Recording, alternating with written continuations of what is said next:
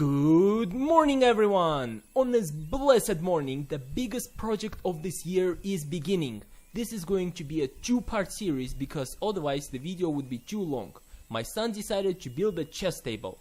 Actually, building the chess table was the second option since the first one failed, but you will see what I mean in the video coming out next week where the table will be completed. To start things off, I roughly milled a bunch of walnut and ash wood into kid-sized strips. My son did want to do this part himself, but table saw is the only tool I think he is too little for. Maybe once he's 10 or so I will let him, but at the age of 6 I do not think he has enough arm span to be able to use the table saw. So I decided to make it for him and save myself a few baby digits being cut and thrown all over the place. Once the pieces were ready, my son used Mitre Saw to cut the pieces to whatever dimensions he wanted. Unfortunately, not all of it got recorded to GoPro, but the process pretty much was the following. Cut the long strip into smaller pieces roughly the size needed. Cut the smaller pieces into a perfect square. This part, him being a kid, he kind of messed up a little bit, but it was square within 1/8 of an inch. Once the square was ready, cut the piece again height-wise to be around 2¼ inches. The table was 2 inches thick, so we assume 2¼ inches is enough since quarter might be lost in the planing. We made a total of 83 squares, 40 squares made out of walnut and 43 ash squares. Following that, we made a total of 8 strips of 8 square rows. My son chose to make it end grain just because he wanted to mimic butcher blocks I make. Afterwards, we decided to make another strip that would be 9 squares long. That was going to be the border for the table on each end. Main reason for it is because the hole we cut in the table is 16 inches wide and about 14 inches long.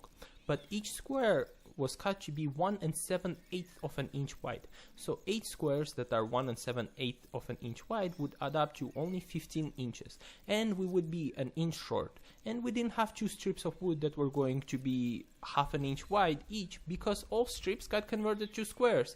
But this is kid math. So making mistake is okay, as long as he learned from it, which he promised he did.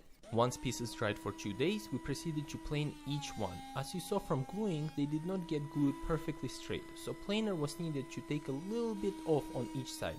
The width ended up being just a smidge less than 1 7/8 of an inch, barely noticeable. I know you do not see everything being planed in this video, my GoPro is dying a lot lately unfortunately. Now for the next step, we glued 4 strips together. The reason why we didn't glue all 8 strips together at once is because my son is still a kid and his gluing skills need a bit more work. Due to that, when he glues the pieces, they might not be perfectly plain, and my planer is only 12 inches wide. So if we glued all 8 strips together, we would end up with an 15-inch wide board that wouldn't fit inside the planer and not be perfectly plain. So thus, we decided to glue it into 4 strips each, so that they can be passed through the planer one more time just to make sure that they are perfectly plain.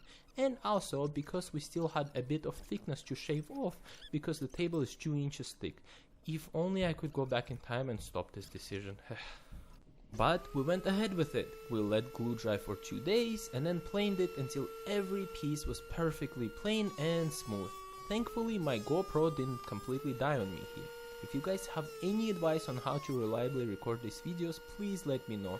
Unfortunately, my GoPro 9 I have is the most unreliable piece of tech I ever had to deal with. Mainly because the battery. It always turns off on 40% battery and hits that 40% pretty fast, and sometimes on very rare occasions the recording just stops and the whole camera freezes, and the only way to fix it is to remove the battery and put it back in, and I lose all of my footage. It does give me a lot of grief, especially when I record moments of my son's woodworking, which to me are infinitely precious. While planing, the ends unfortunately splintered. After all, this is end grain board, so planing it isn't the best idea, and any planing one might do will result in some splintering happening if you're lucky. If unlucky, I hear some people's boards explode. But since it's splintered, my son just cut the ends off easy peasy. It did make the board slightly shorter than intended, but we still had wiggle room. Board would be only 14 3/4 of an inch wide now. And that's exactly where those borders come into play. It was time for the final glue up. First, the 2 rows of 4 got glued together, and then following that, we glued the borders. The whole board ended up being 15 inches long and 16 1/4 of an inch wide. As you see, it actually ended up looking pretty good, much to my surprise.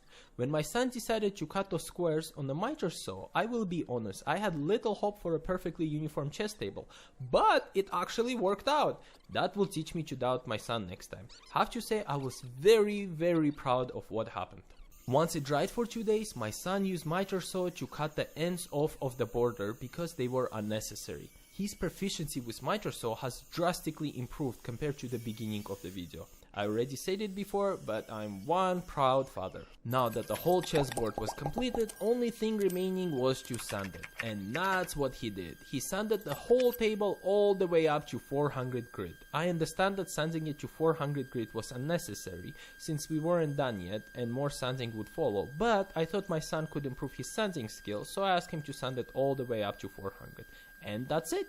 Board was ready to be installed into the table. If you enjoyed watching this as much as I enjoyed making this, please consider subscribing and maybe leaving a like. I try to release a video every week. If you have any comments or just want to say hi, that's also very welcome. I will be happy to say hi back. Thank you so much for watching and stay tuned for the next week when we install this board into the table. Bye bye!